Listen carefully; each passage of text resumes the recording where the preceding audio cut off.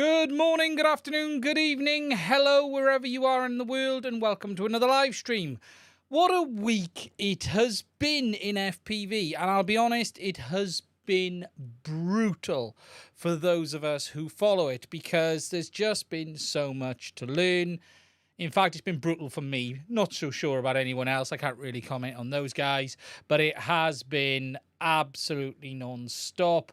I think every minute I wasn't either working, I've just been on it trying to understand what's going on and try to get on top of everything that's been going on, especially for the last 2 or 3 weeks.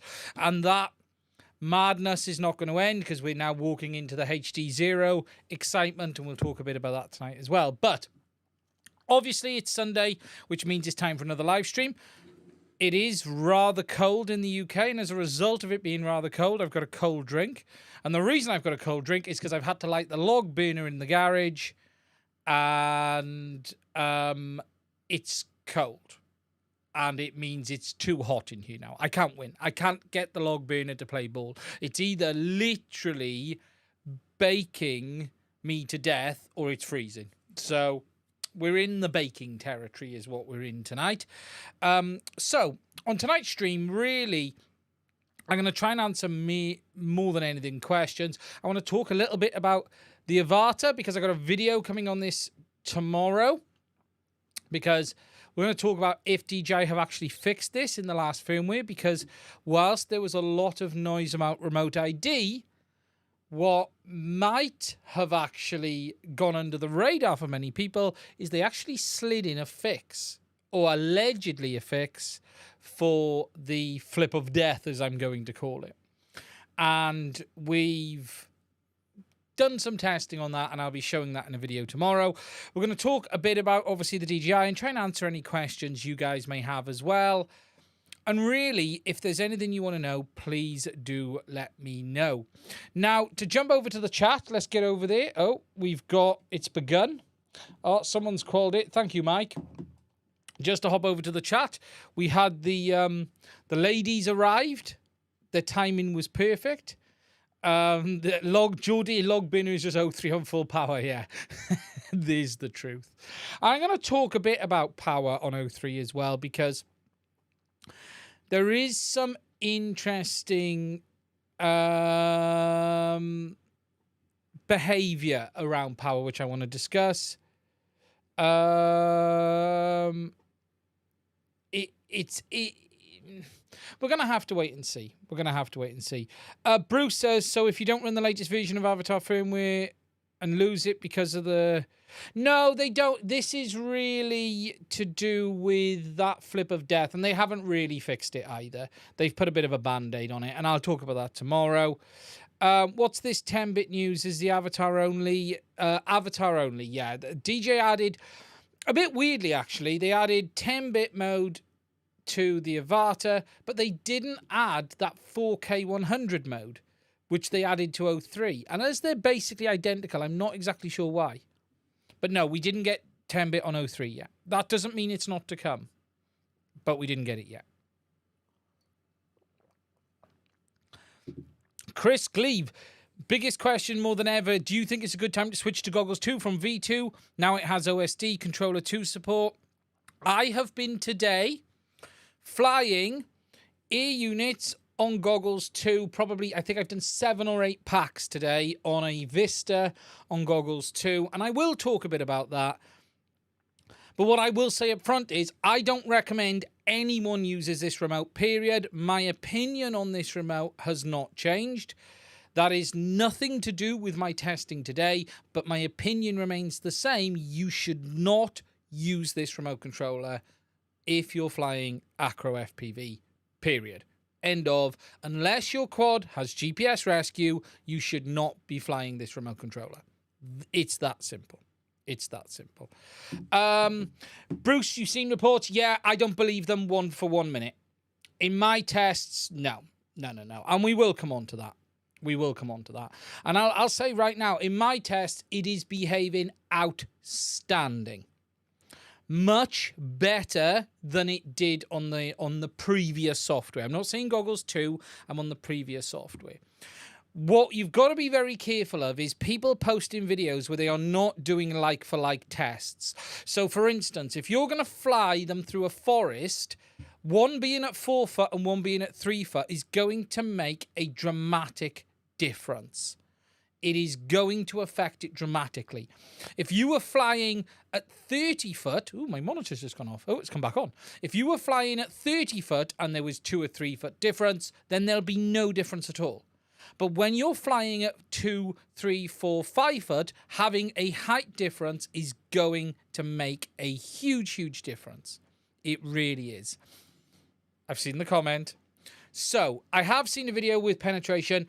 In my tests, it is as good or better than it was before. I will openly say that. In fact, it is more on par with 03 than it was the previous system. But what's better about it is the way it now breaks up. And it's just better. It's just better. But again, you're going to get a lot of people testing this. I know there's a lot of questions over what's better, V2 or Goggles 2 with regards to penetration and range. I'm going to go out on a limb now and tell you there's basically no difference. But there is a difference. And you need to understand why there's a difference, not the fact that there is a difference. And it's not just about what the system is doing. The antennas between the V2 and the Goggles 2 are dramatically different. For instance, the Goggle 2 antennas as standard are massively optimized. The direction is massively optimized for a multi-in, multi-out system. I'll be honest, the antenna setup on Goggles 2 is a little bit compromised, simply because of those internal antennas. And whilst it might not give exactly the same performance all of the time, it is okay. But we will talk about that a little bit more later on as well. But yeah, you're going to see a lot of people testing it. Now, I have flown air units on the Goggles 2 extensively today. I think 8 flights. And I've pushed it in the ways I would always push it, in locations I would always fly. And I'll be honest, I am extremely impressed. In fact, I will go as far to say everything will be converted over apart from the wings because there's no iNav support in the DJI OSD. So unfortunately, I'm going to have to still fly the V1 or V2 goggles simply because the iNav isn't compatible. And that's what's going to hold me back on the wing. Image on the 03 is very dark. It was darker on Avata as well. You can brighten it. It does naturally sit darker. It's more contrasty. Goggles 2 work with early units and Vista. Antennas that are used for the new DJI transmitters. Sergio. Oh, hello, Sergio. I think it's the Sergio I think it's. Is it the Sergio I think it is? I can't quite see on the chat from here. Is it the man who I think it is? If it is, hello, my friend. I hope you're well. It's been a long time.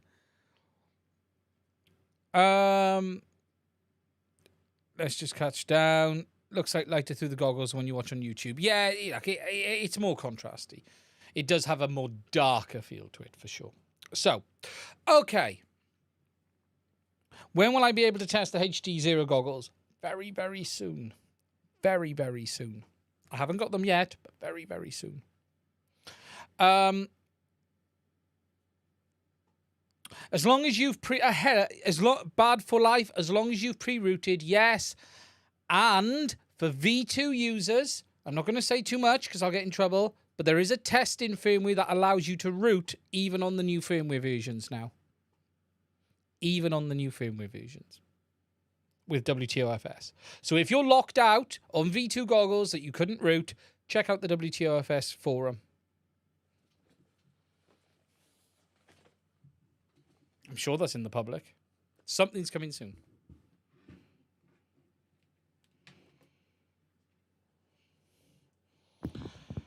So, what we'll do to start is I will talk about we will talk about the Goggles 2 versus the other two first. I think that's probably a good place to start. So, I've been doing a lot of tests with the air unit today. And overall, as I have already said, my thoughts on the Goggles 2, these here, with the ear units, Vista, which, look, I'm going to term everything now as ear unit. O3 is O3, ear unit is Vista, ear unit Link, okay? With the old ear units, in my test, it's working absolutely fine. There is a difference in the behavior compared to what it was before. In my opinion, the overall focus behavior is much better than it was before. It's still focusing, but it seems the blocks are much, much smaller. The blocking is smaller. The range up to visual line of sight, or 400 foot, obviously in the UK, is absolutely fine. And the penetration performance is good. In fact, today I fail-safed Express ELRS before I fail-safed the O3 system.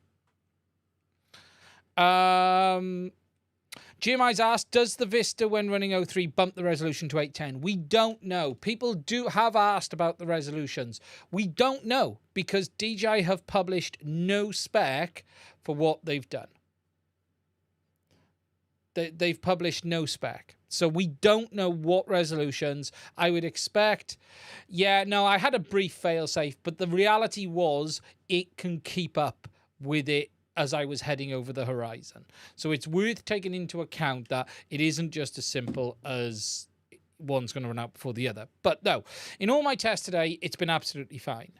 Now, there is a difference in the behavior. The focus behavior is better. There is a big difference between, say, O3 and the Vista on the new firmware in the way focus mode works. You don't really see focus mode on the O3 system at all. There's not focus mode doesn't really seem evident on O3. It's there, but it doesn't really see it. Okay, whereas on the Vista, it is like it was before. It's very clear. You get the lines down the side and it kicks in, but it's not terrible and it's not bad. And overall, the behavior is decent. Now, I pushed it through some places tonight with one of my spotters to check how it was behaving, and in multiple places, actually, and it's just fine. I just don't have a problem with it. It's working absolutely fine. Now, I do know some people have questioned, is there going to be as good on the Goggles 2 versus V2? And they keep asking this about both systems, O3 and the Vista. And the real simple reality is this, right? The performance is going to be basically the same, but there are differences in the hardware. The Goggles 2 antenna setup really isn't that optimized, okay? So you've got the linear antennas on the top and you've got two antennas internally in the front, but they are not as optimized as the antenna setup on the V2s. And as a result of that, you're probably going to see a little bit of better performance on the V2s in certain situations. Not always, but in certain situations. Now, the biggest areas you might see this is like in that video that's been published where they show the Goggles 2 don't look as good as the V2s. But when you're doing tests, it has to be like for like. And when you're flying at very low levels, 6 inches is going to make a huge difference. It is not as simple as you have to literally follow the same, exactly the same. In my testing, I can see no major difference. I think a set of V2s with a set of patches is going to work better than these. Yes, because the patches will help. Get a set of patches on these, you'll be away. It's as simple as that. There is nothing to worry about with regards to the differences in goggles. People are getting too hung up over this. It really isn't that different. Pick the goggle that best suits you. Don't worry about the rest. Now, how does the Vistas look on the Goggles 2? I'll be honest, it looks nice. Let me just show you a little bit. Now, I've not done any... The testing I've done today was testing footage. Let me check what card I've just put in this a minute before we do it. This might be the wing.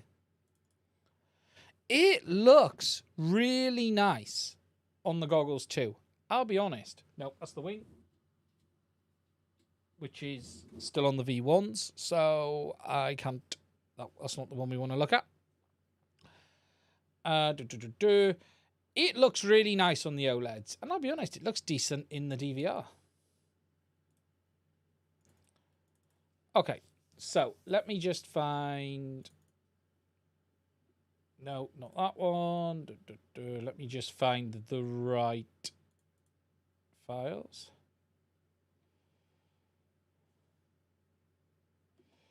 Nope, that's the Avata.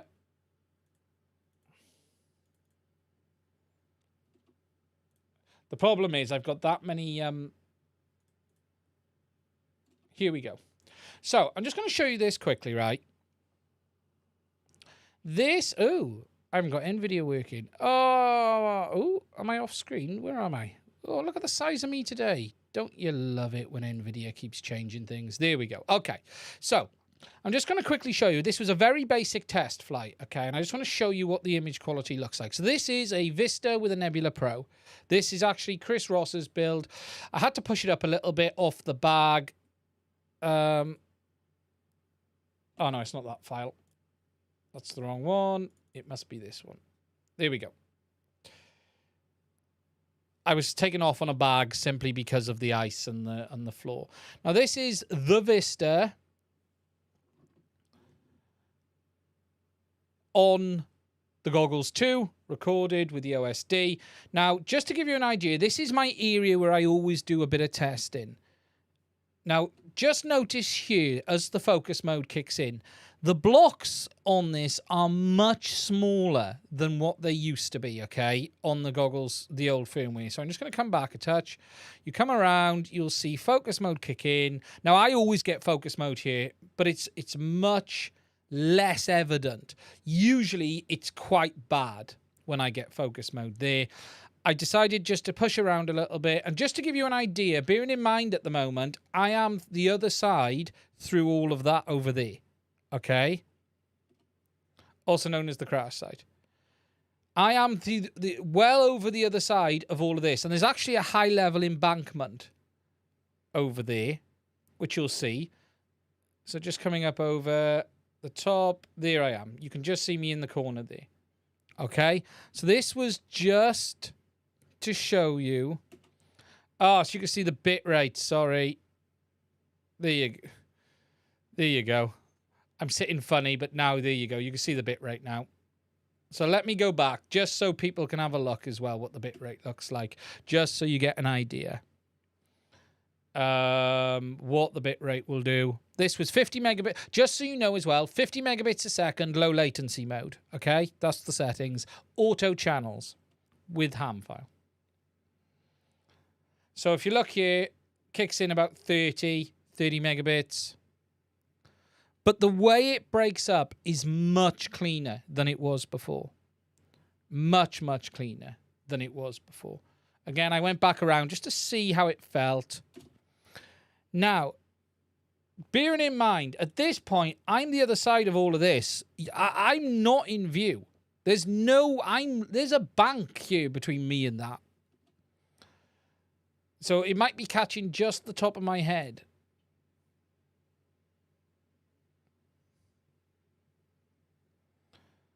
Just to head up here, have a spin around.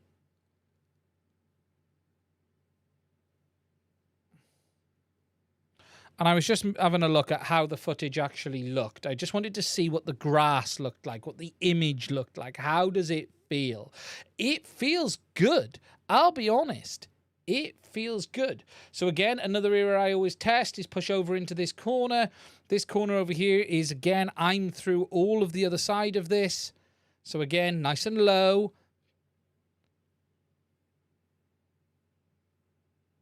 Just pushing it as low as I can, but it's just fine. It's fine. It's on this side. It's absolutely fine. You know, bearing in mind this is a Vista with a Nebula Pro. So it's not the, you know, from a being able to view it point of view, it looks great. I literally have no complaints with it at all.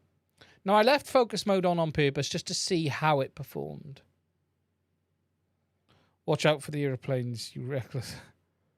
Welsh grass is mushy, yeah, it's very wet. I was trying not to crash. Thank you for the super chats, guys. I'll come back to the super chats in a second. So again, look at the breakup now. Much smaller blocks. If you look behind my head, right, I'm going to move my head a minute again. I'm going to move myself into the middle now so you can see the bitrate as well. The blocks are much smaller, much, much smaller than they were before. Much smaller. So they have improved something. Now, the only real difference on 03 to this is you don't really get the focus mode kicking in on 03, I'll be honest. I don't have anything compared today because I couldn't compare, but I know this area like the back of my hand. I fly this area all the time. And I know for a fact it's better than it is on the Vista on standard firmware. Just to push around. I think I stopped and looked at something a minute then. And then we just went over behind the trees just to see what it's like heading this way. Again, just pushing it there. You can see focus mode kicking in. I'm flying in reverse, I am. Let me just move myself. I've kept myself in the middle just so you can see the focus mode a little bit more. It's a bit easier to see it. You can see it kicking there.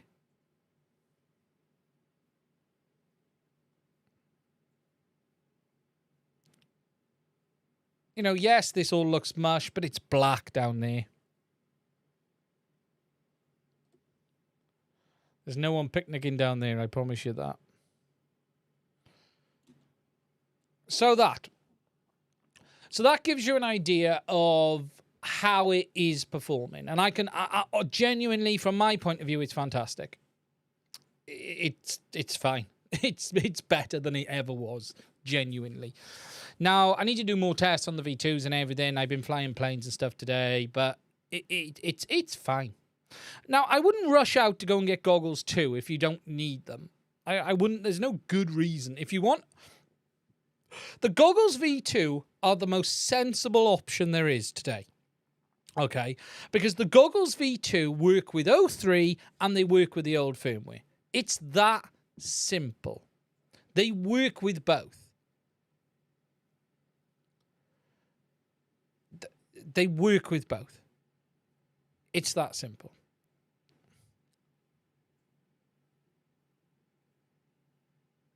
Clear into the shadows. Yeah, but it's no different to what it was before. But the Goggles V2 are the sensible option because you just don't get any thing. But then again, if you want to go for Goggles 2, go for it. What I will say with Goggles 2 is this, okay? They have terrible fitment. They have bad optics, which means you can't see the screen corners end to end clearly. And they have absolutely abysmal fogging performance. Yet, I prefer them over the V1 and V2s now. As bad as they are, everything else about them is nice. Now, I have ordered the new foam from China to try. I'm waiting for that to come. You know, I had these fogging today. In that weather today, these were fogging up. It's ridiculous. The fogging is crap. But I prefer the Goggles 2 now. So, that's where I'm at on it. Now, I just want to catch up on those super chats a minute. Okay. So, thank you, JR. How about the Goggles 2 and DJI FPV drone? Can they be used together? Some news about it. No. There is no news, and they are not supported. I don't know if it will ever happen. There has been no hint of Goggle 2 support on the FPV drone. Not a single hint, other than a leaked image. But that image could have come from... Well, it had to come from Goggles 2, actually. But nonetheless, there's nothing officially confirmed. Just catch up on the second. Frederick, is there a way to stream the feed? Connect Goggles 2 to a phone? Yes. DJI have now released the new app, which allows you to have live feed from Goggles 2 with both 03 and the Air Unit and Vista. In fact, DJI have gone as far as to add a special screen for it in the app. When you actually connect it, it shows you a different screen to show you it. Let me just find the options. It works absolutely fine. Works absolutely fine. I have posted this on my Discord more than once. But I need to... It's a nice touch. There we go. Let me open it up. DJI have now added this to the app. Let me move myself. You now have this screen on the app as well. So when you connect O3, it shows you O3. And when you connect the ear unit in Vista, it shows you this. So it just goes to show how far they've gone. They've even included a nice, pretty image in the app. I don't think they have any intention of ending the Vista or the ear unit anytime soon. I think they're going all out. I genuinely think they're going all out. I really do. Okay, just catch up on the chat. I love my V2s, but need Doppler only plus Doppler. Yeah, that can be a good reason. You know, look, what's the reason? I think the FPV drone is already end of life. I agree, Bruce. I actually think it is. I think it was end of life last year. At the start of the year. That's why I sold it. Reports a good number of people selling O3 goggles. I'm preferring the original goggles. Reports of good number of people selling the O3 goggles. The fitment isn't great on the things, but I will be using them exclusively, other than having to go back to the V1s for the wings.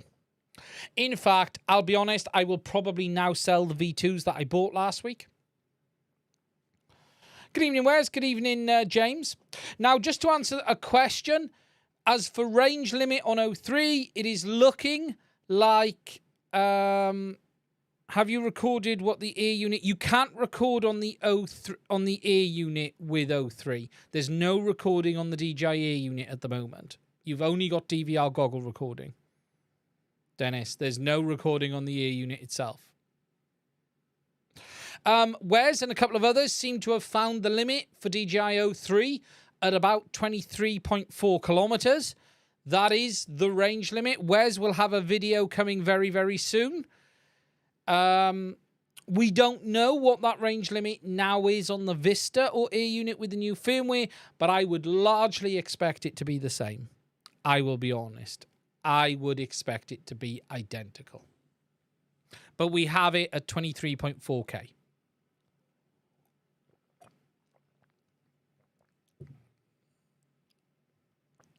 Thank you, What's Up FPV. Thank you, mate. I got a parcel to send to you. But we don't know. No one's tested the Vista ear unit yet, but it won't be long. But I reckon they've moved the needle on that as well. This isn't just compatible. I said this in my video. This isn't compatibility. This is basically bringing them up to today's standard. That's what this basically is. And I'm more than happy. I'll be honest. I will run both systems.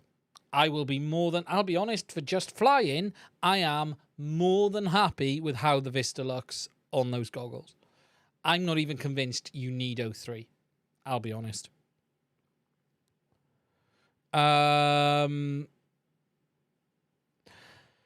So DJI buckles to FAA rules for RID, yet continues. Well, DJI, look, at the end of the day, there's a law that I don't really care about the RID fuss. I'll be honest. I know some people think this, but I'll be honest. I think a lot of the fuss is complete nonsense.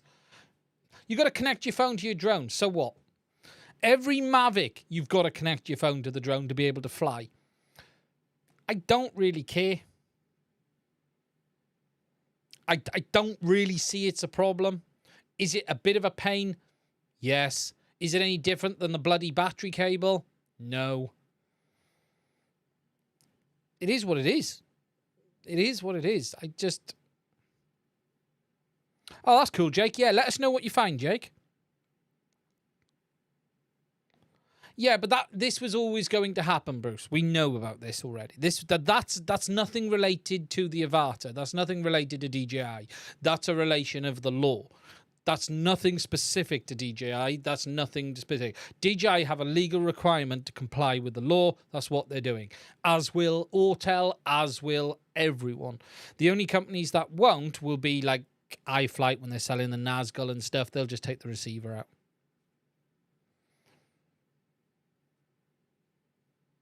Consumers can do what they want, but DJI have got to do what they've got to do. If you're going to criticize DJI for anything in this, is They didn't really make it that clear. And look, with regards to the RID on the Avatar, I think, let me just find it, which is here. I'll do this because I might cut this.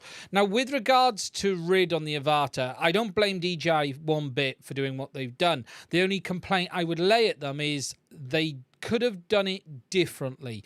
And what I mean by that is, in the EU, they have enabled C-class rating through an optional firmware upgrade. And once you've done it, you can't go back. But you apply to DJI to have that firmware on your current drone. I am astonished they didn't do that same process with RID on the Avatar and all the other drones. So allow you to request it permanently and do it, but not just do it on existing aircraft. And then on current produced models with a serial number after a certain range, then boom, you've got to have it. Or at the point of activation after a certain age. So, for instance, the aircrafts in boxes sitting in shelves that you bought after the day that they had to, when you activated it, it forced RID on those aircraft, and they just put a notice up. I'm shocked they just buried it the way they did, considering they have this process in place for the C-class rating where you request it. They could have done that. I'm a bit surprised they could have done that. But that's it. That's my only real complaint. And it seems to have caught their support reps off guard. Sorry, my phone just buzzed. And it seems to have caught a number of people off guard because it was sort of buried in the thing. They should have just gone, if you activate after this date, your drone's going to have RID enabled automatically. For people who are beforehand, we're going to give you the option to have it, but we're not going to force it on you. That would have been a better way forward, I think. Can you fly with the Vista? I did fly with the Vista, Greg. Can you leave the power settings on auto? There's no power settings in 03 or the new firmware. Yeah, it isn't the same company, Alex FPV. DJI don't own iFlight. Okay, it is an easy mistake to get made, but DJI don't own iFlight. What they do have is some bloody close ties to them, but they don't own iFlight. DJI have a separate company called iFlight themselves. They always have. It's been around quite a long time. I haven't seen Ken Heron's video yet, no. Now, I just want to catch up on something on the chat. Can you connect the Avatar to the Goggles 2 via Bluetooth? No, you can't. When using the Goggles to an ear unit, do you have to hook up your phone to the goggles? There is no remote ID on any ear units, period. Hobby278, I'm going to stress it again. Regardless of what you read at the moment online, there is no remote ID lockout. Now, let me be very clear what I say here. There is no remote ID lockout on any ear units, including 03. What I can't tell you is that there isn't remote ID packets being transmitted from the 03 ear unit. We simply don't know. It is still possible DJI is transmitting very basic data, and separate off RID from a compliance point of view with the government with remote ID as in the technical aspect of transmitting data. I would not for 1 minute be shocked if DJI are transmitting some data from the 03 ear unit. If that is picked up on the app or not is a completely different thing, but I still think they might be transmitting something.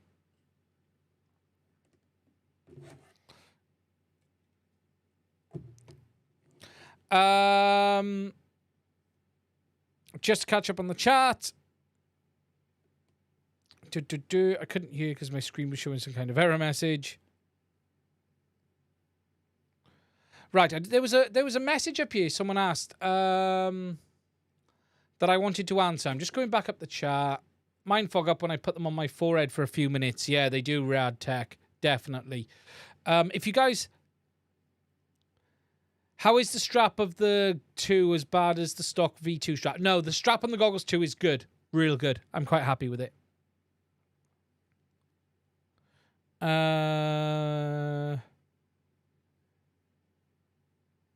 I've lost it. No, it's gone.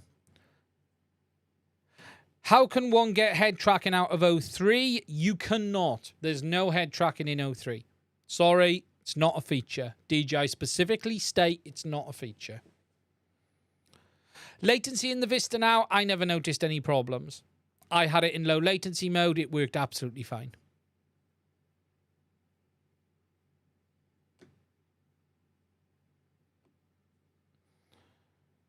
Was it the camera switcher question? No, I can't remember what it was. What is the deal with the O3 antenna? I can confirm the O3 antenna is dual band. I tested it tonight on my VNA. It is dual band. It's not great neither. I would not be using it. I would get rid and get a good 5 gigahertz antenna on there. Remember, you don't need 2.4 gigs antennas if you're not using this remote controller. If you're not using this remote, it will not go into 5 gigs on the goggles. Use normal antennas. And again, I do not recommend you use goggles and not... you do not use this remote. I still don't recommend people use this remote. But who wants 2 antennas? Better performance. Hugo at TrueRC has already made a comment about what DJI have done, and his opinion is it's going to be basically garbage. I can't remember the term Hugo used exactly, and I might be overstressing, but the basic reality is having 2 antennas in the same casing at the same time is just not remotely optimal. Hugo's comment was, can't remember exactly what it was, but it was basically it's not going to be good. He explained about using dual antennas and the reasons, but in the same casing and stacked as they are, no. He was like, no, no, no.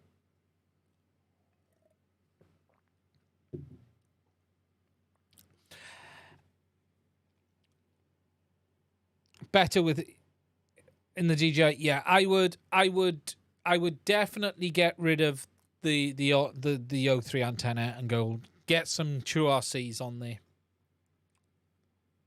I can't remember where Hugo's comments were, or I'd go find them, but he definitely said it. Yeah, Stuart D89. Yeah, it's complete marketing term. Best performance, having it on a dual band system, I suspect. What DJI most likely mean is dual band performance. Where's Varty? 200 milliwatt power output and crappy antenna. It still goes 23 kilometers. Yeah, it's not doing bad, is it, Wes? Yeah, for the most optimal performance, go for singles. Can you do video out to the Fly app from Goggles 2 over Wi-Fi and Bluetooth? No. Cable only.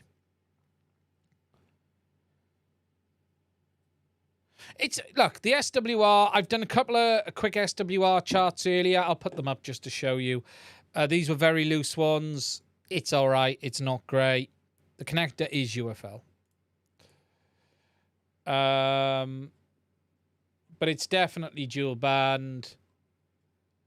Let me have a look. Okay, so let me just get these lined up. That's one. Let me just get it lined up. And I'll show you the results too.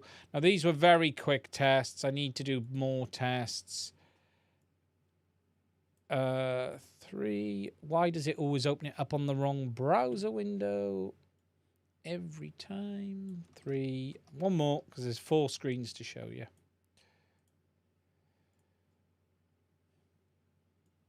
Okay, so desktop. Here we go. Right, so Image number 1 is one of the antenna ports, because there's dual antenna ports.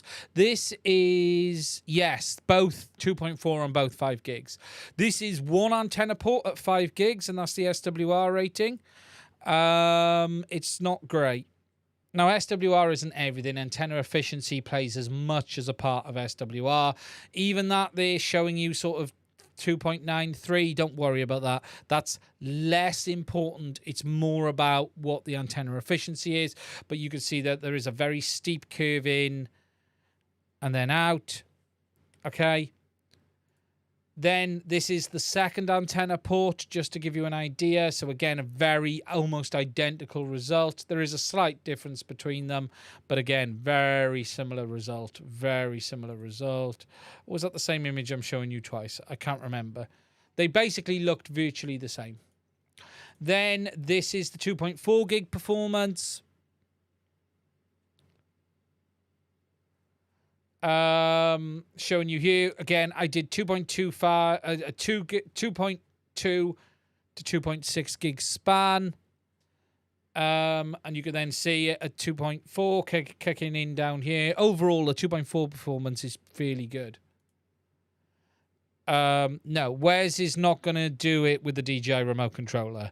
I can promise you, Wes was not using the DJI remote controller at 23 kilometers.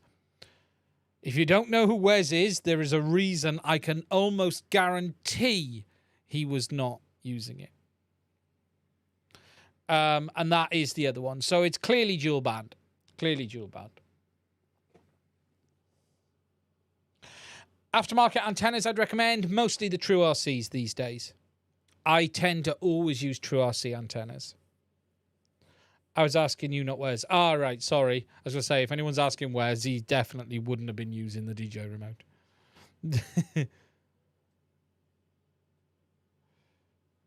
True RC. Yeah, remember the tests I've asked you to do, Wes? Don't forget them. Hello, Mike. Thank you for the $5 super chat. Would wiring two Nebula Pros to one area at parallel work? Only one being powered via an interrupt and ground from both cams as a switcher. Potentially, but what we don't know is what DJI's handshake... So what you mean, switching over all of... linking the data pins and then just switching over two. What we don't know is what the boot sequence is. Because, okay, something to understand with the Nebula Pros is it might not work. The DSP on the Nebula Pro gets its firmware from the air unit at boot. Therefore, if it's not booting and getting it and it's powered down, it's not going to have its firmware on board. Basically, the DSP, the AP1302, gets loaded from the P1 chipset at boot. Not seeing O3 compatibility with the new Fly app. No, are you Android or iOS, Frederick? It is on the iOS version now.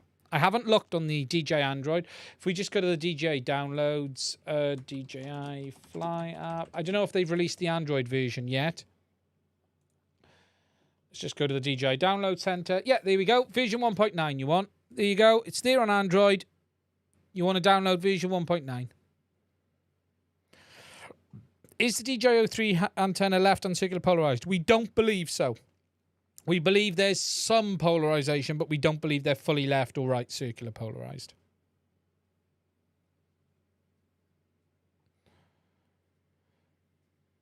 I want to use two DJI cams on one rover build. You're probably going to need two air units. Yeah, we do know that the firmware is loaded on boot. Walksnail VRX supposed to ship in 4 days and no one has actually seen one. Where are the reviews and unboxing?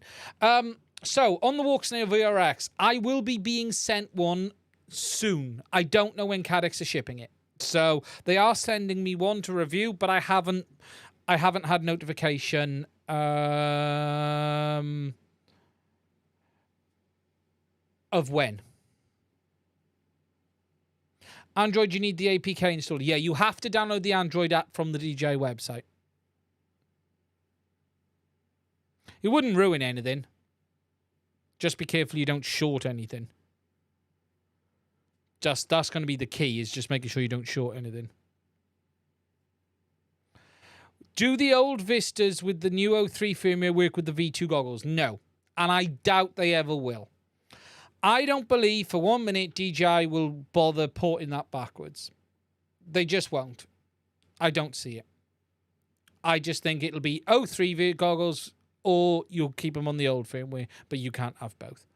I just don't believe they'll do it. I think they'll end the V2 goggles very shortly and bring out something new. Just be careful, Mike, you don't short it. Can you fly the Avata when using the iFlight Crystal HD? Yes. Largely, yes. You got to take into account the remote is mostly what's doing the 2.4 gig element. I'm trying to actually think, have I even ever seen the goggles on 2.4? I need to recheck this because it is very possible I may never have seen the goggles on 2.4 and it may only have been the remote. And if that's the case, you may as well just use 5 gigs antenna on the goggles. I don't think you'll have a problem.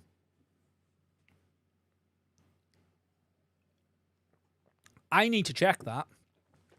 I can't remember if I have ever seen the goggles on 2.4. I just don't know if I have. The remote, yes. But I don't know if I've ever seen the goggles. I need to double check that. It's a very simple test for me to do that.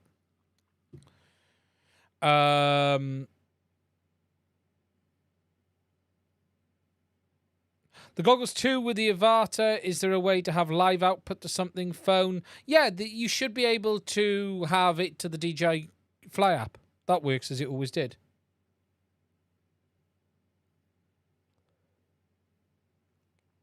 When is the 05 Air unit out? Next month.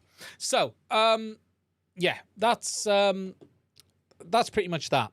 Now, I'm going to talk about this very quickly. Today, I have done the test on the Avata with regards to this fix that DJI introduced. And there's a proper video coming on this tomorrow, so I'm not going to spoil it. I'm going to tease a little bit. But let me just find something to show you guys a minute.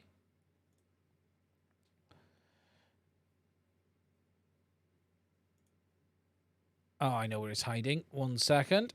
Avata 03. DJI introduced this into the firmware. Alongside Remote ID, they introduced in this fix that most people sort of slipped past. And it said, added ability to check abnormal attitude and brake automatically when the aircraft turns sharply at high speed with an altitude of more than 5 minutes in manual mode. Now, this is related to the issue that I saw with the Avata crashing with fast yaw turns. And today I have tested this. And what I can tell you is they haven't fixed the issue, but they've put like a sticky plaster in place, but it remains to be seen if it's going to work. And as a bit of a hint to be what I mean by that, this should give you an idea of the kind of thing that is to come in that video tomorrow. And we will show you the outcome of what they've done.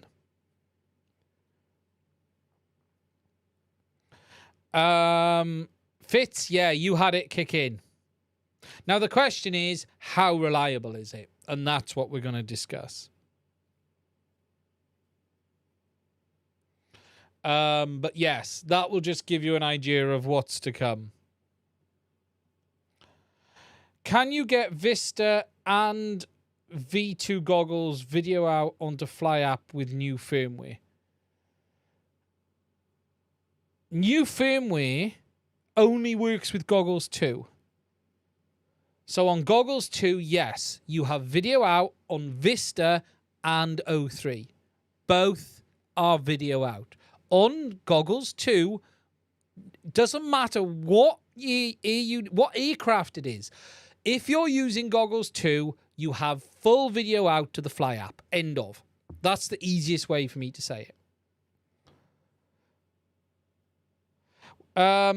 Yeah, what's the go with O3 working with the DJI transmission? Yes, it seems that the O3 is working with DJI transmission. We don't really know a lot about it, but it does seem that they have done it, which is quite interesting indeed. The V2s cannot ride along with the Goggles 2 with the air units. The V2s can only ride along with the O3 air unit. The V2s cannot ride along with a Vista or an air unit on the new firmware because the V2s don't support that firmware. Goggles 2 don't have HDMI out. They have app out USB to the DJI Fly app only. Madman X FPV, yes. There's no ride along with the air units on Goggles 2. Can you pass the 13-kilometer hard limit with O3? Yes. 23.4 kilometers, Pelscom. I think that's how you say your name. Okay, some news and just some updates I do want to share with you, actually, because this is related to this as well. Let me just get myself in place for this.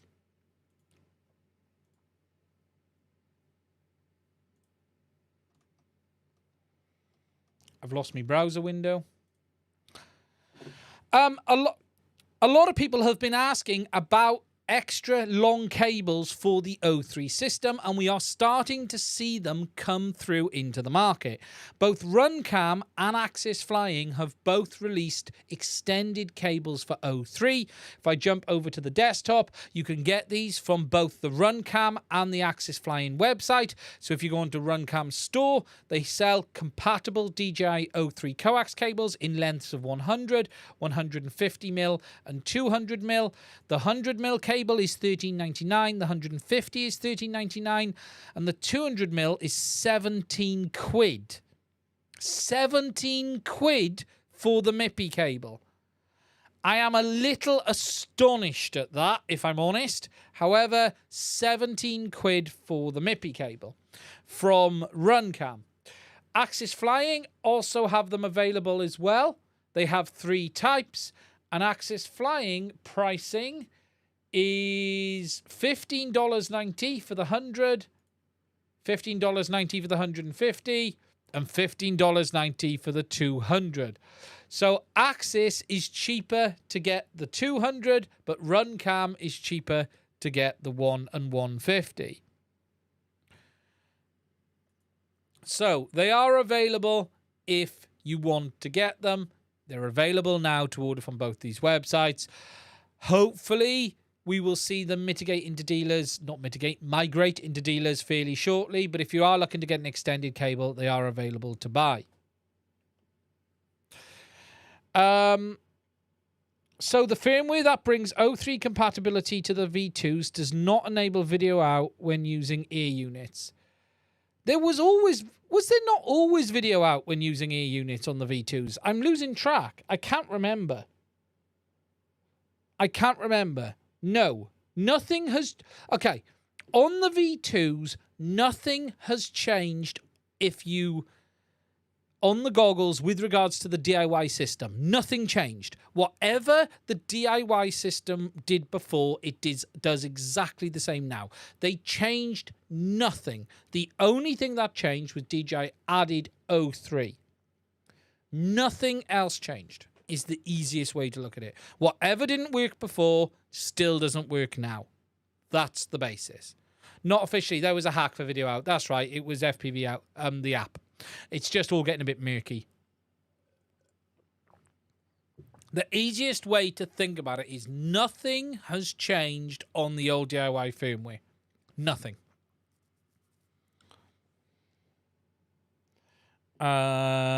So that's it on that. But no, we do have those cables available.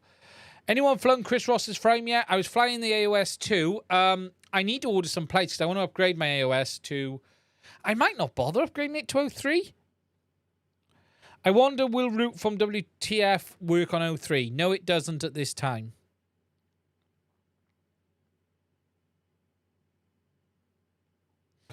Dynamic range was, look, on a camera, it's okay. Look, you can adjust the settings if you want to. I flew it on Demibot and it's awesome. I need to get a Demibot frame. I do need to get a Demibot. Chris Rosser, if you haven't seen AOS drones, AOS RC, Chris Rosser's got his range of frames. I believe the V2 5-inch only needs new front plates to support the 03 air unit.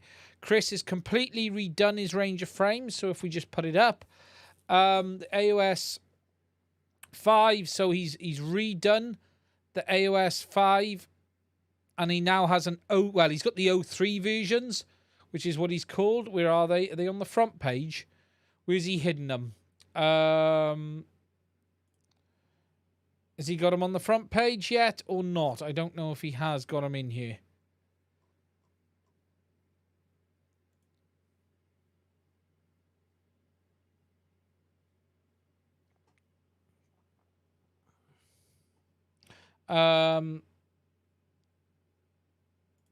We need to go on iFlight, sell Chris's frame. So let's just have a quick look on iFlight.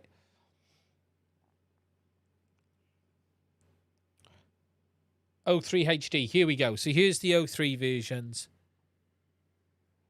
Here we go. You can get them on iFlight as well. That's the drone. They actually have a ready-to-fly drone with it.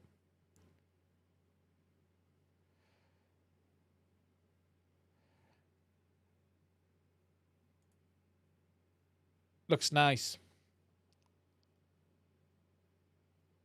I bought two. Link on the front, single link on the front of his page. CNC drones. Oh, yeah, you got them there as well. There we go. Frames by size. So we want, where's the 5.5? There we go. I like the 5.5. AOS 5.503. Here we go. AOS 5.503. There it is. I'll probably order one of them and build one of them as well. I'll be honest. It's very good. It's very good.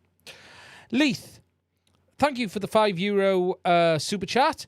Is there a way to get Betaflight OSD on my version 2 with 03 air unit? I followed the instructions of the 03 manual for canvas mode, but it won't show up.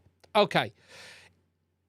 Let me come off that. So, the same process applies as it does to any of the digital systems. So the first thing you need to make sure is that you have the wiring correct. So TX to RX, RX to TX on the UART pins. So first of all, you need to know what UART you're using. TX to RX, RX to TX. Okay? First of all, that's the first most important element. Then in Betaflight, you need to make sure that you have MSP turned on the UART you are using. So, for instance, I've got an air unit here on the bench connected to a flight controller. And if I go into Betaflight, close that, go into there, go into here. We then need to go into ports. And then on the UART, the air unit is connected to. Let me just move myself over. I'm a little off. You need to make sure MSP is turned on. So on this air unit, this one here, I'm on UART 4 and MSP is configured. That is the first thing you need to do. The second thing you need to do is go into configuration and make sure that you've got OSD turned on down here and telemetry turned on somewhere else. Oh, they've moved the telemetry, I think. I don't know if we need telemetry anymore. It used to be a telemetry option. No, it might be under the OSD screen now. Is it? No. Okay, no, I don't think you need to turn telemetry on anymore. I'm just looking down. Used to be here. No, it isn't. Don't worry about it. Just make sure OSD is turned on. Oh, it's under receiver, is it? Sorry. Go under receiver. You used to have to make sure that was on. You don't need to anymore, so don't worry about that. But you do need to make sure your ports are set correct, UART 4. Then go into configuration, make sure OSD is turned on, and then you need to enable it, MSP, in the CLI, but there is a much quicker way of doing it today in presets. Go into a preset, search for HDzero,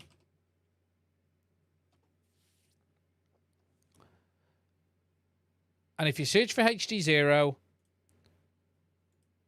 you can go map to display port. Use the HDzero preset. Map to display port and choose the UART that you are using. So if you're on UART 1, 2, 3, or 4, so you would use UART 4, choose that one. So map to display port, use UART 4, click pick, and that will configure it correctly for you. The HDzero way will just do it. That's the quickest way of doing it. If that doesn't work, try the manual way of enabling MSP DisplayPort. If it still doesn't work, make sure your UART is TX and RX is swapped around. And if it still doesn't work, try another UART. Some UARTs just don't work for some reason. The presets get real close. Let us know, Leith. Let us know. If you're not sure, come onto my Discord. We'll try and help you out. There's a link in the description.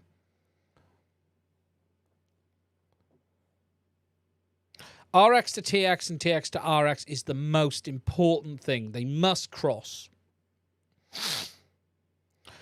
I have had UARTs that just don't work for some reason. And there's no logic reason for them not working either. It does my editing at times. It really does. Can I recommend a 5-inch frame for 03 with good footage without standoffs or props in the footage? Mike C, the AOS 5 is the frame for you.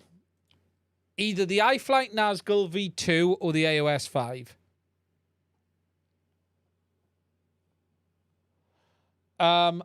This frame is very good.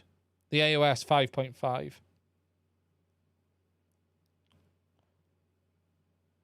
OpenVTX Analog now uses MSP for control on VTX tables, Mr. Huggy. That's very cool. Yeah, same, Carl B. It's very frustrating at times.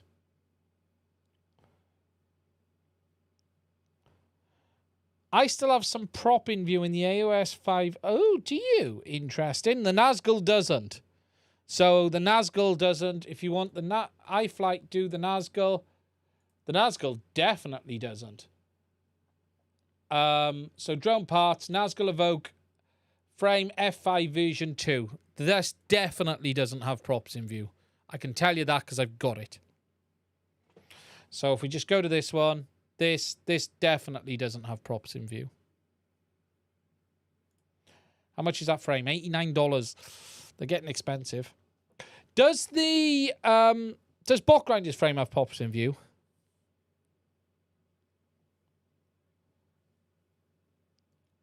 Impulse RC are changing their Apex DX to fit the O3A unit. Yeah, everyone have.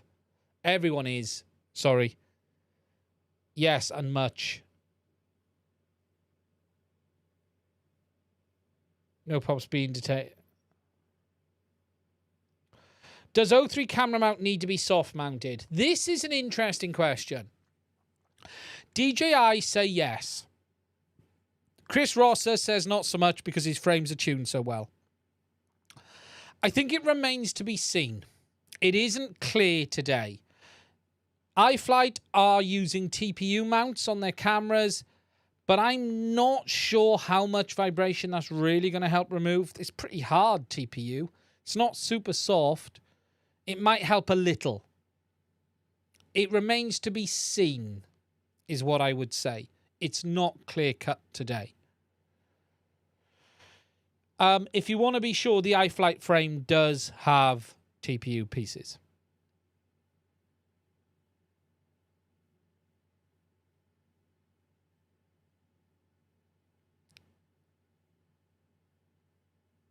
Right. Interesting question from Pavo.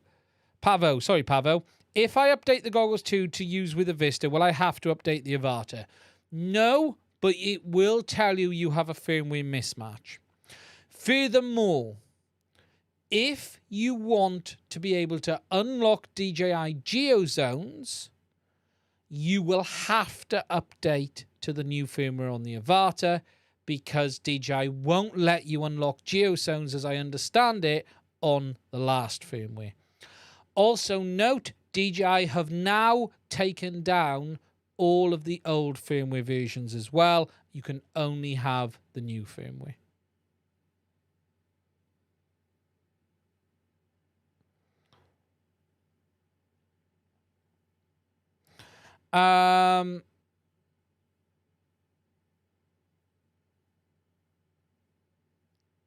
Just chatting down the chat. As always, guys, if you do have any questions, there is 248 of you amazing people here. While we're halfway through, I just want to say, please consider giving the video a like.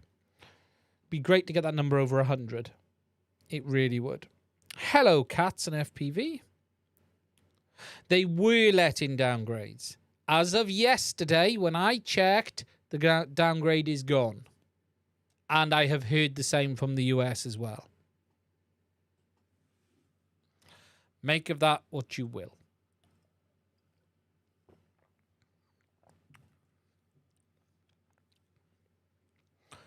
Ghost Rider, thank you for the $11.99. I have two V2 goggles. Is there firmware for my goggles which works with O3 Air Unit and old units Vista? Spectator mode works canvas. Right. Ghost Rider. The latest firmware for the V2s will give you all of those things. The problem is you can't have the last version. If you've got an Avata, you have to upgrade to the newest version. But what you cannot do is spectate if you upgrade the air units to the O3 firmware. So if you were to put the V2s on the new firmware, you leave the air units and Vista on the old firmware, so you use it in DIY mode. You will have full spectating in DIY mode, and you will have spectating in O3 mode with the O3 air unit as well. You basically upgrade the V2s to the current firmware. That's it. If you have V2s on current firmware, you can't update the air units anyway, because they're not supported. So just update both V2s. There's no reason not to update both V2s in that sense. I haven't flown them at flight. Drone Piche. Yeah, just update. What you actually want is version 1.3 firmware. Chris Gleaves, quick question with routing V2s. Once routed, can you update to the current firmware and WTOFS still works? Yes. As long as you have upgraded beforehand, it will be fine. Yeah, it will be fine. Evening, Sean. You may have to reroute after upgrading, but as long as you route it first, it will be fine.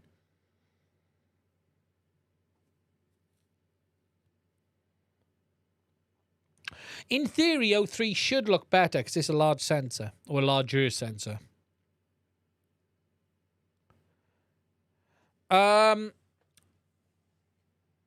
Profits 11236. Mad, what really was the point of JB's comparison of Walksnail versus DJI when Walksnail is still new and the firmware consistently evolving? To be honest, I haven't seen that video of JB's. I haven't watched any other person's content in the last 2 to 3 weeks, simply because of how busy it's been. Actually, that's a lie.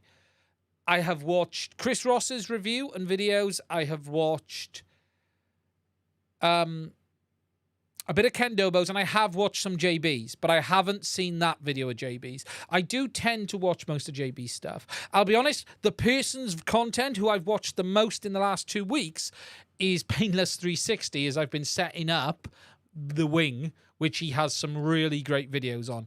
I've watched probably more of Lee's videos in the last week than anyone else's, just to re-get my head around iNav, because I haven't been up on iNav for some time.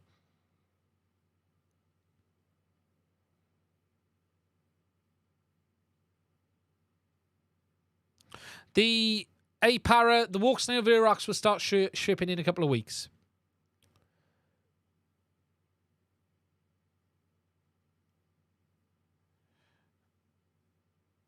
Yeah, Lee has a good video on the plane I'm flying at the moment. He has a lot of good videos, does Lee? He is, you know.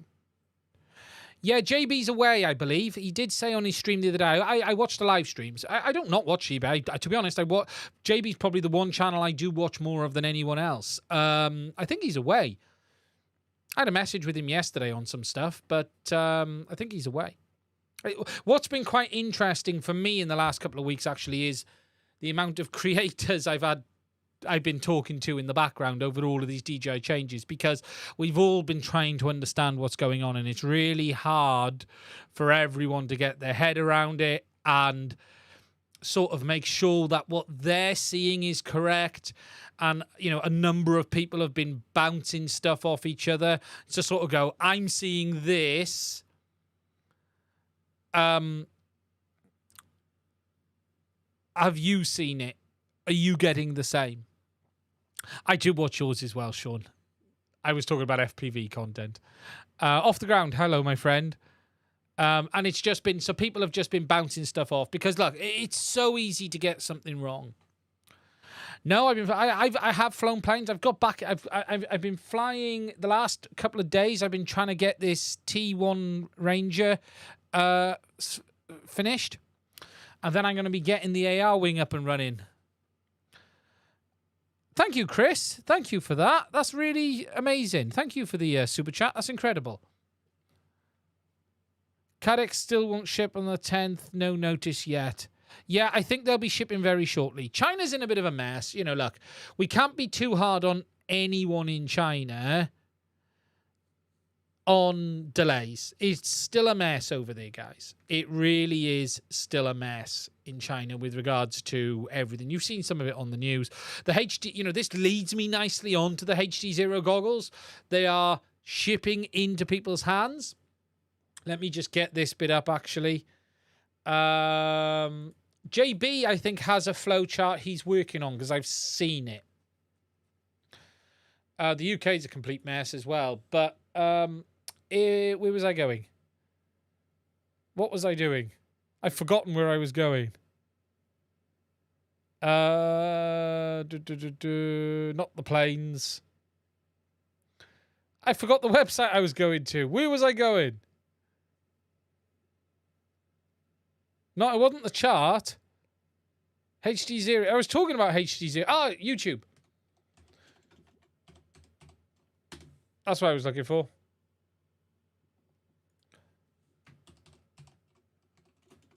HDzero goggles.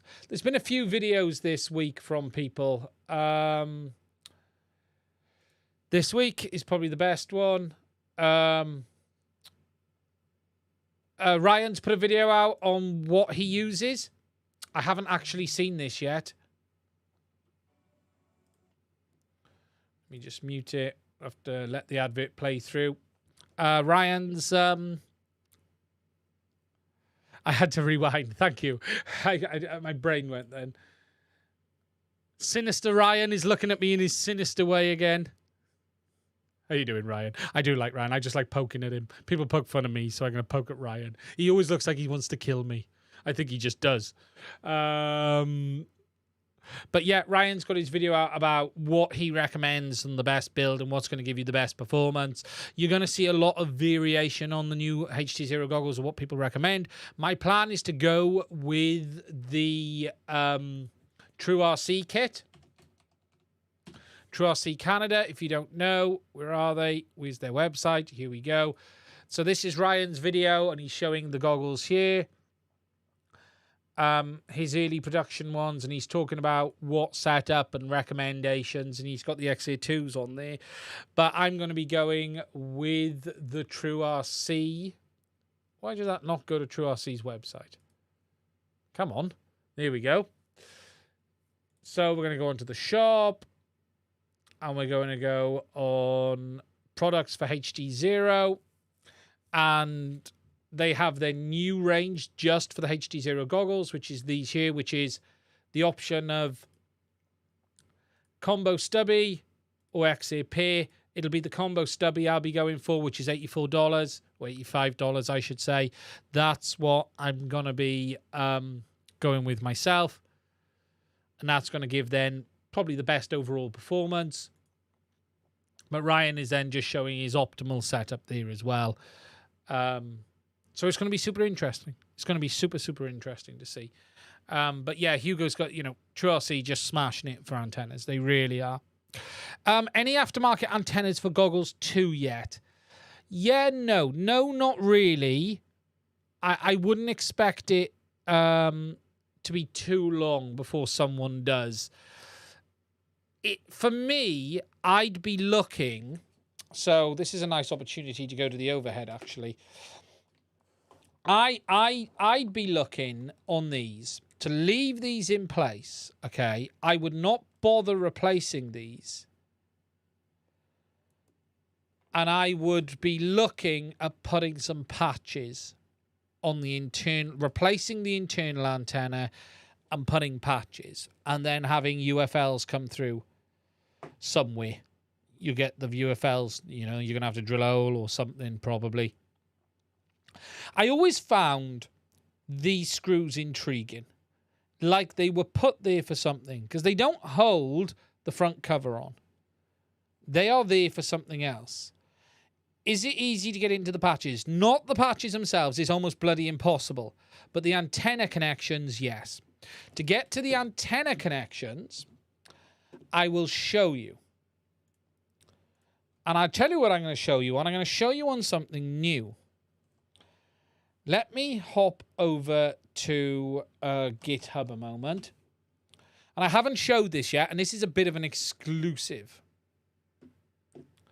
I have set up a new GitHub with a lot of stuff on it. So I have set up a repair wiki GitHub.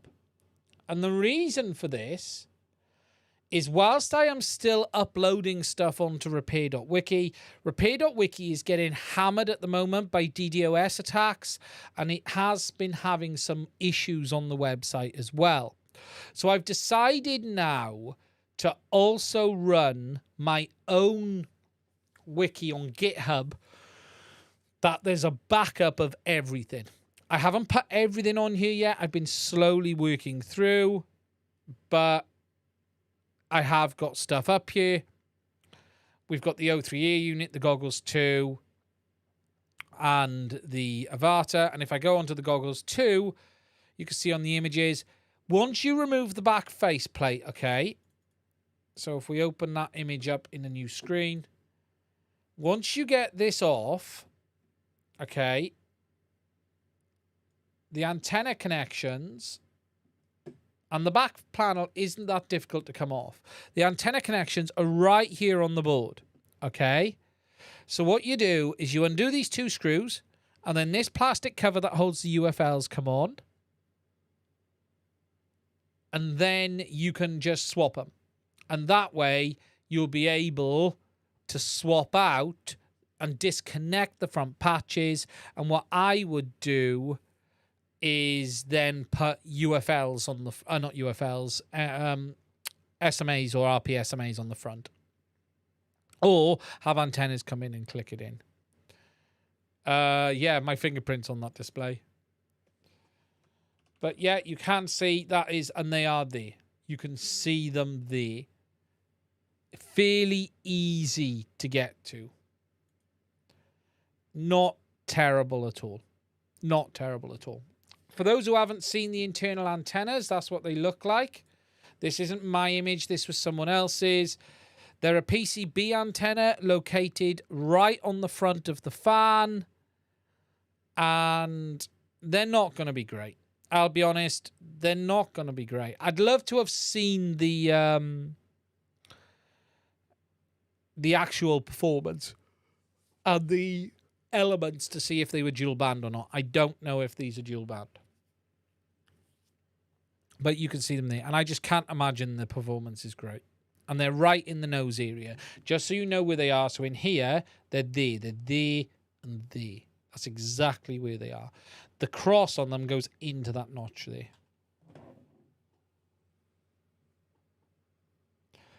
So there is a fan in the twos. Yeah, the fan is at the back.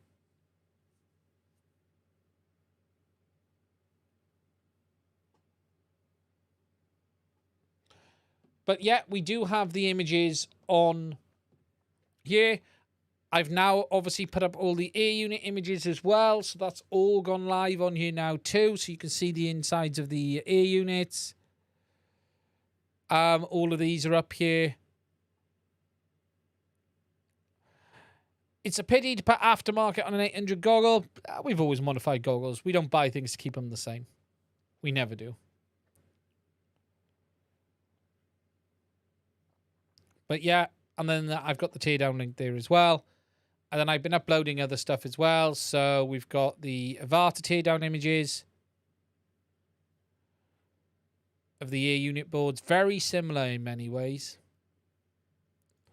And then we've got Avatar HD goggles and the teardown of the avatars and the internal antenna connections. It's a bit easier. How often is anyone going to lose signal and need patches with a 24-kilometer limit? I think Wes did them on the V2s. He didn't use Goggles 2, I don't think. Any news on Goggles Lite? No, we're probably not going to see them for months. There's been a lot of chatter on Goggles Lite, and I'm not convinced they're going to be anything anyone wants. I still don't believe it. If they're only taking out what they've said they're taking out, they're not going to be much cheaper.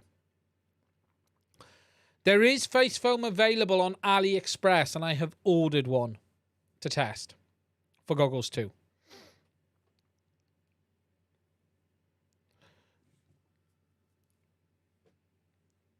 Oh, it might have been Goggles 2. I've lost track. He has told me once, but I'm forgetting. Goggles Lite will come sales slow on Goggles 2. Yeah, but I don't see them saving much money. Although I have had a theory, and I've had this theory for some years, and DJI keep doing this.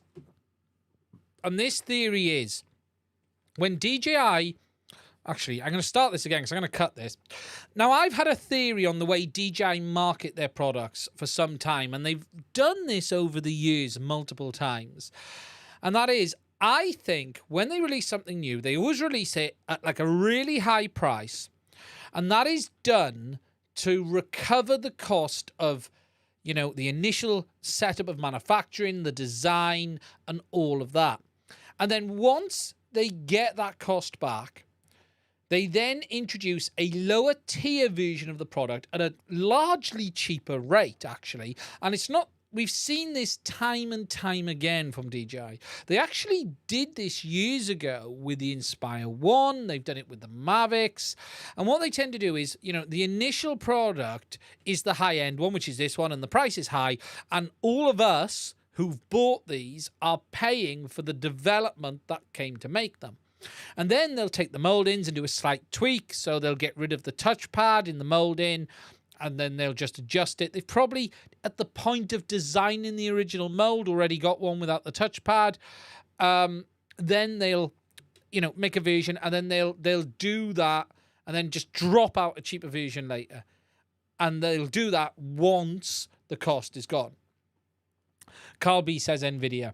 Yeah, no, yeah, you know, the chip industry is very much like that, but that's a lot of it based on yields as well. You know, if you take a piece of silicon, that wafer's cost is the same no matter what. What you're doing is you're either putting more or less chips onto it, space size, depending on your die size, depending on how many your yield rate is like, and then you'll get whatever it is. Now, if you take the Celeron in the old days, it was really quite interesting because the Celeron was just broken P3s when they came out, ones that didn't work properly, so they just repurposed them as Celerons. And that way, if you've got a yield of like 50%, you're not binning the other 50%, you're then getting money for it. But then it all got silly when they started selling more Celerons than Pentium 3s, and then just started disabling Pentium 3s to make Celerons because they were shifting more of them. And this is why AMD have gone down the chiplet approach, because you're not using one monolithic die of silicon. You have the ability now to actually use multiple monolithic dies rather than one monolithic piece, which has a higher risk of there being a failure. Scan UK have some new foam for goggles too. Do they? Scan UK, Rotomaster. Really? Is that the original one? The original foam, though. I don't think... do I think Goggles 2 Lite will have SMA antenna? No, I think Goggles 2 Lite will be almost identical. What they won't have is head tracking because there's no head tracking in FPV, and they'll cut out the Bluetooth and Wi-Fi and sell them a little bit cheaper.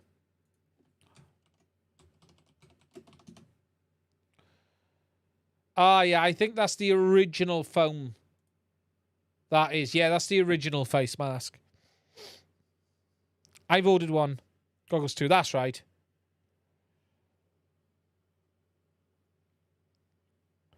I don't think everyone is sitting here thinking you're going to get Goggles 2 for $450. Don't even go there. It's not going to happen.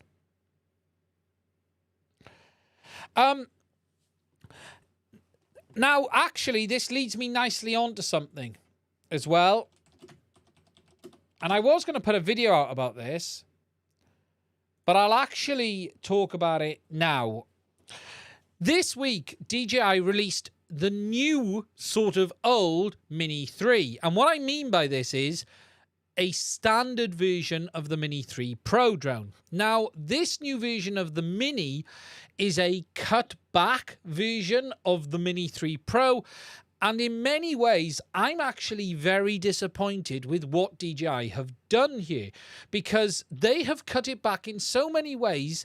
I just don't think it's worth it. But what surprised me more than anything was the high price that they're asking for this drone. For instance, if I just hop over to the desktop, we have the new Mini 3 Pro, which all looks okay. Front object avoidance sensors. It's got some nice features. 12 megapixel camera, small. Still got the vertical shooting mode. We had that with the Mavic Pro years ago. But really, what you've got to look into on this drone is where DJI have cut back. And you won't see it on the front page. You won't see all this stuff here. All of this is the nice marketing stuff that makes it look great. And look, let's be realistic, up to 34 minutes flight time is incredible. Really impressive. You know, we really do like that. They're calling it Pro. Well, it's not. There's a Mini 3 Pro. Why are DJI going Pro and we mean it? Well, why? You sell a Mini 3 Pro, so it's not Pro, is it? So it's got 1/3-inch CMOS sensor, 12 megapixel, says it does HDR. Okay. But here is where things get really interesting. If we hop over to the specs and have a little bit of a dive in, you'll notice the areas where they've shaved this thing right back. The first area is the wireless support. If we scroll down and find it, let me just find it a minute. Where is it listed? Just trying to see where they actually label it. Video transmission. Am I on the Pro? I'm on the Mini 3 Pro. Damn them. Where is it? Mini 3. I was on the bloody Pro page. Right, I'm going to have to start there. Right, if we look down it, everything here looks fantastic up front. So, the Mini 3, they're saying 249 grams, extended battery life up to 38 minutes, 4K HDR, vertical shooting mode, they've included that. Intelligent features, 38 kilometers an hour. They then go on to talk about some of the nice features. Foldable design, well, they've all got that. Up to 38 minutes flight time, which is fantastic with the larger battery. That is very, very, 38 minutes on the standard battery. The larger battery is even more flight time. 4K HDR, all looks interesting, okay? But the real differences and the real areas they've cut back is in the spec. So, if we go into the specs, and I looked at this the other day, 248 grams. But if we scroll down to the real interesting areas, so 1/3-inch CMOS sensor, 12 megapixel instead of 48 now. Okay, we expect a cut back. Video modes. Oh, the page has just crashed. Cheers, DJI. Video modes. Electronic shutter. Max image size, 4000 by 3000, 12 megapixel. Right, here's where it gets interesting. MPEG 4 H.264 only, no H.265, bitrate limited to 100 megabits a second. No additional color modes. And when you get down, the real interesting one, video transmission, OcuSync 2, not OcuSync 3. Now, what all this leads me to believe is this drone probably doesn't have the Eagle 3T chipset, the E3T. That is the chipset I showed you in O2, which gives you all of that additional performance and processing, and that is what helps push it into O3. It also explains why there's the reduced bit rates. It also explains why there's the reduced image modes. It is a very, very cut back model. For me, though, what I was astonished at is what they're charging for this aircraft. In the UK, with the RCN1, it's $520. I was expecting this to come in at like $450 max. But yeah, it's not great. It's really not great. And I'll be honest, I don't think it's a good deal. I really don't think it's a good deal. I think if you get it, pounds UK, sorry, I say in dollars, 400. I just don't think it's a great deal in any shape or form. I really don't. DJI, what are they charging for the Mini 2 Pro, Mini 3 Pro? I think the Mini 3 Pro is a cracking little drone. Mini 3 Pro, let's just have a look at what they're charging for that. But I suspect you'll be able to get the Pro. DJI's website is playing up tonight. The old Mini 2 had better specs. Yes. If you actually look, the DJI website is on the fritz today. If we just go to here, DJI Mini 2. If we look at the Mini 2 spec, okay. And if we go down to the specs. So, Mini 2. Similar sensor size, bit smaller, but similar. 100 megabits a second still. Is there color modes? No, the Mini 2 is basically an upgraded Mini 2. No, and Mini 2 was OcuSync 2 as well, I believe.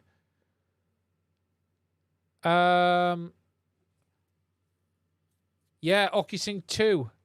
OcuSync 2 as well. So yeah, it's a Mini 2. It's basically an upgraded Mini 2. But the Mini 3 2 is $709. So, you know, I was just shocked at it. I think they've cut it back quite a lot. It's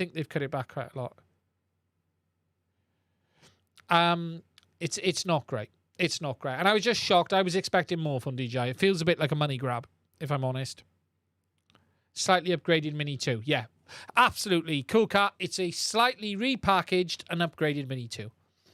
Mini 3 Pro, much better. And I bet there's better deals on the Mini 3 Pro to be had in the UK. I bet you I could get a deal on a Mini 3 Pro in the UK. Shopping. Look, you can get it there for $799 with the big remote. Refurbished, $569. So yeah, definitely better deals. Definitely better deals. Okay, so if you have any questions before we wrap this stream up, please do put them in the chat. I'm just going to catch up. A Quad City Bay Area, how are you, my friend? $2 super chat. Avatar remote ID now. Remote ID now. Yes, in the United States of America on the latest firmware. Question, please. I'm brand new to quadcopters. I'm purchasing a new computer to start sim training. I purchased a DJI remote controller too, so I can become familiar with the actual RC. But my question is it worth buying the Goggles 2 or V2? I can train using the V2 Fly. It depends. Goggles version 2 are very, very good, and they give you the widest possible compatibility today. If you're just starting out, try and get yourself a good price set of V2s, in my opinion. That would be my opinion. Drones used to be cheap, Brandon Beans. Yeah, they did. Does a new update for the remote and goggles fix the issue with the signal loss? No, that will never be fixed. That's DJI's inherent behavior, Delta Foxtrot. That's their inherent behavior.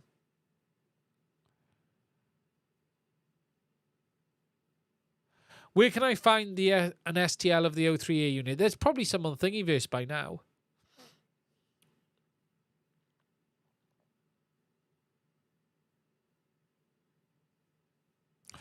I will share an STL soon.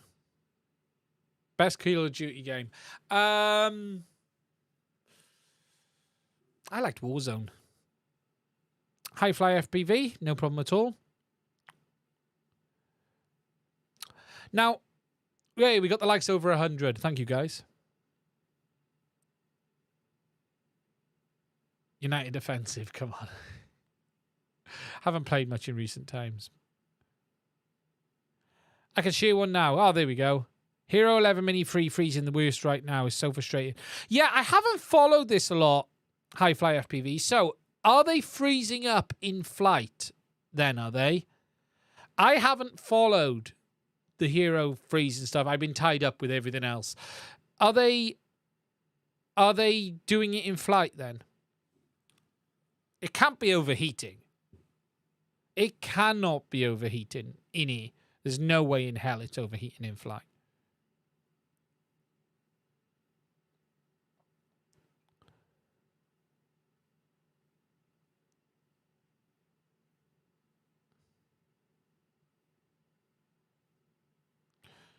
If I buy a Mini 3 Pro now, would I have to link it to my smartphone to fly? I'm in the USA. You need to link it to your smartphone so you can see where you're going on the FPV screen, so yes. As for remote ID, DJI haven't pushed it on the other models yet I've seen. It's probably any day. Literally any day. Ghost Rider. Does WTOFS support spectator mode on the V2s? WTOFS doesn't change anything with regards to spectator mode, so it's all exactly the same.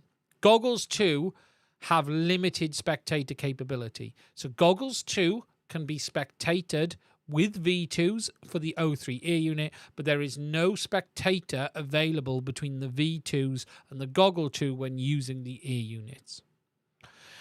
I believe Goggles 2 can spectate with the Air units, but I haven't tried it. Shipping back to GoPro. So is it just locked up when you get it back? Yeah, they probably have some issues. So what is it? Just freezing in flight? I haven't seen it. So what's it doing? Just locking up and it's crashed when you get it back? What's the screen? Oh, no, there's no screen, is there? So it's just sitting there tutoring away to itself, but not accepting inputs, not recording, not doing anything. I'm assuming.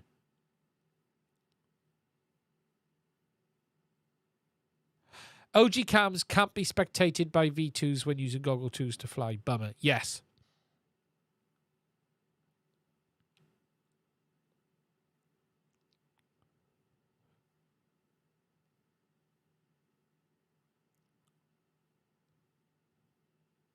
No pattern of freezing, just random often. But yeah, but what does it do? Does it just lock up?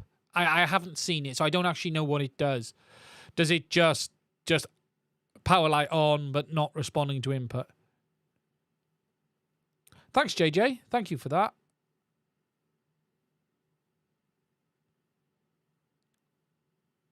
Locks up entirely. I wouldn't have thought that's heat.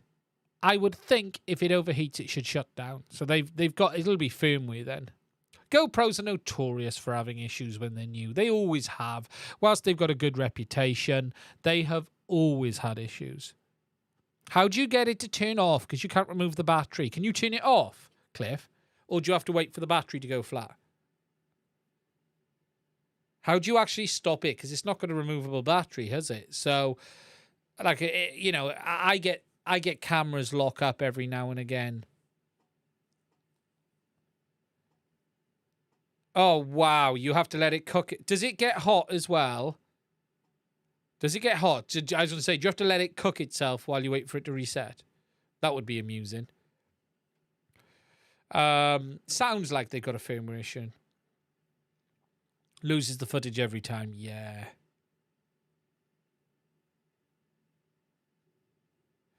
Do Goggles 2 and the Goggles V2 have video output for external display capture?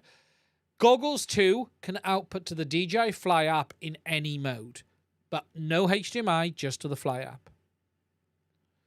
Goggles V2, it's complicated. Drone Shots, how are you, my friend?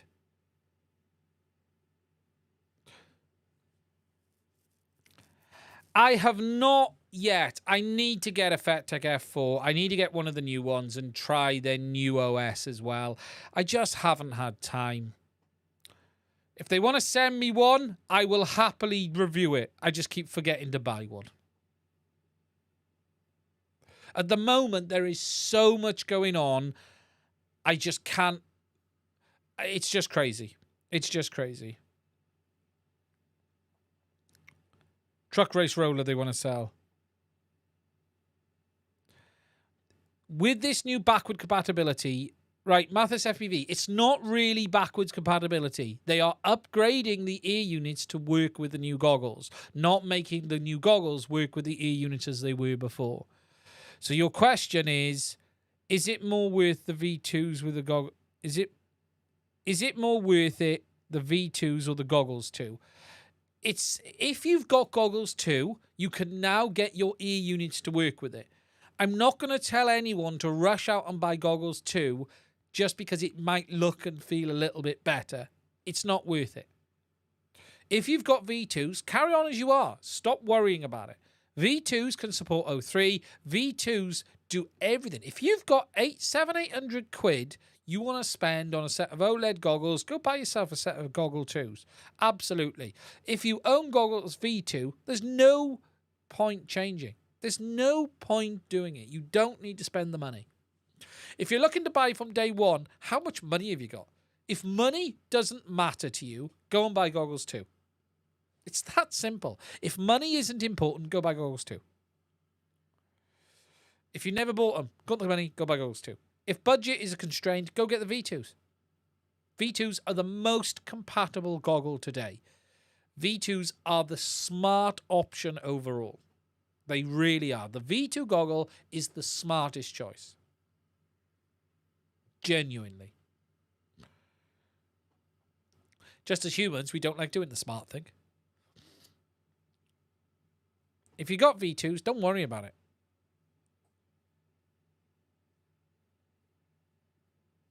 Which goggles are best for people who wear glasses or near or far? JJ, the Goggles 2 do have a good diopter adjustment.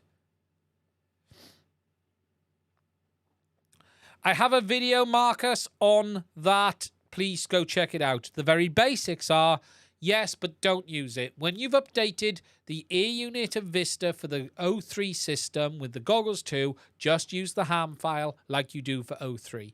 The ham file works on both. Just use the ham file. Don't worry about NACO.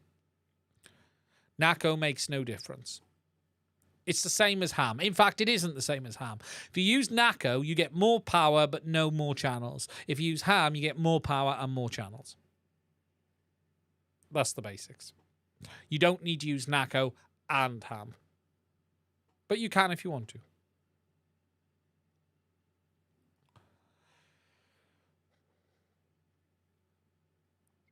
Okay, guys. I am going to wrap this one up here. I want to thank everyone for spending some time with us tonight. It has been fantastic. I want to say, if you're new here, please do give the channel a like. If you're not subscribed, please do hit the button. If you'd like to support us to keep allowing us, i.e. me, to do what we do, please do consider checking out the link to my Patreon in the description. I do, before I finish this stream, want to say a massive, massive thank you to every single patron I've got. I need to do better with the patrons. I'm going to be putting a Patreon update on the channel tomorrow. The plan is to do that. There's been so many people coming on board in the last couple of weeks especially. It's been amazing. every single person who supports us on Patreon, I want to say a thank you. What you don't get on Patreon from me is a lot of extra benefit. What you're getting is supporting me doing this and doing what I do on a daily basis. I'm not going to sit here and tell you I'm going to give you all this extra stuff on Patreon, because I don't. I'm actually really bad at doing the Patreon. What I give is everything to everyone as much as I can. So what you get is me giving you this. I can't do this and all of this and more on Patreon. I have to balance it. So what I decide to do is give everything I can do out to the main channel. And if you want to support that effort, then that's what Patreon is for. Buy me a coffee in that way. You know, I am going to set up YouTube memberships as well if anyone wants them. There are other channels that do more on Patreon. They actually use some amazing stuff. Sean at Gigsvana does some good stuff. JB does some as well. You know, he does his giveaways for his patrons and stuff. I need to do more on Patreon. But right now, I can't do more. Honestly, the last week, I couldn't have another week like the last 2 weeks. I'd probably end up in hospital. Genuinely, the amount of work in the evenings and around family and everything, it's just been incredible to get this done. It's just been nuts. And that's what you're supporting. So for the Patreons, I want to say a massive thank you to all of those who support the channel. You're amazing. If you want to support us as well, please do consider checking it out. That's the shit in. But anyway, that's it from me. Stay safe. Look after yourselves. And I will speak to you guys very soon. Now I got to try and find a clean way of ending the stream. Here we go. Button 1. Same time, same place next week.